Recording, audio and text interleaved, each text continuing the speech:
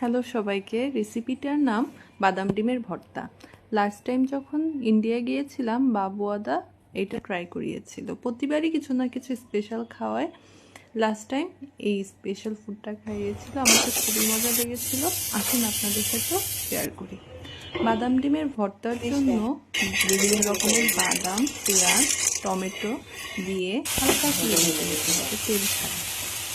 এটা যখন ভালো মতন কিছুটা হালকা ভাজা হয়ে যাবে তখন ব্লেন্ডার মেশিন দিয়ে সম্পূর্ণটা নিয়ে একদম ব্লেন্ড করে দিতে হবে। একটু জল দিয়ে সম্পূর্ণটা ব্লেন্ড করে তেল দিয়ে তার মধ্যে ব্লেন্ড করা বাদামগুলো মেস্টগুলো এভাবে দিয়ে নিয়ে ভালো করে অনেকক্ষণ ভাজতে হবে। তারপর লবণ, ধনিয়া গুঁড়া, জিরার গুঁড়া, হলুদের গুঁড়া,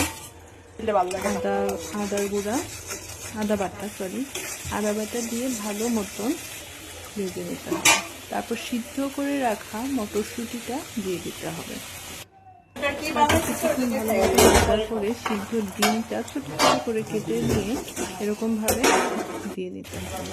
তারপর দিলাম কিশমিশ আর আস্ত বাদাম, কাজু বাদাম। তারপর ভালো মতন অনেকটা টাইম রান্না করে নিতে হবে আর মরিচ দিয়ে নিতে হবে। তারপর লাস্টে দিলাম